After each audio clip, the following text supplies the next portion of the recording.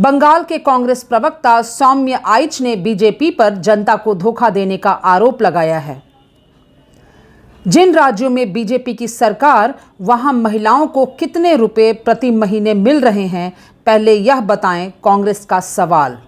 हास्यस्कर प्रतिश्रुति दिच्छेन BJP, বলছেন ওই 3000 টাকা নাকি কি সব দেবে যে বাংলার মহিলাদের, আর গৃহ আবাস যোজনায় 2 লক্ষ টাকা করে দেবে।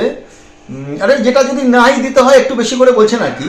যে রাজ্যে ক্ষমতায় আছেন সেখানে দিয়েছেন, মহারাষ্ট্রে ক্ষমতায় এসেছেন, সেখানে তো প্রতিশ্রুতি দেওয়ার পরে এখন পালিয়ে গেছেন। যেসব রাজ্যে প্রতিশ্রুতি দিয়েছেন সে প্রতিশ্রুতি রাখার ক্ষমতা আপনাদের নেই। বাংলার মানুষকে বোকা ভেবেছেন, আবার ধোকা দেওয়ার চেষ্টা করছেন। বাংলার মানুষ আপনাদের জারিজুরি ধরে ফেলেছে। ফলে বিজেপি, সুরেন্দ্রবাবু, সুকান্তবাবু, আপনারা মনে রাখবেন যে বাংলা, এটা বাংলা, এই বাংলায় এই ধোকাদারির রাজনীতি চলে না। আগে যে রাজ্যে ক্ষমতায় এসছেন, বাংলা মানুষ ওনাদের আশীর্বাদ করেছে, সেখানে দিয়ে আগে দেখান, প্রমাণ করুন, তারপরে বাংলার কথা ভাববেন।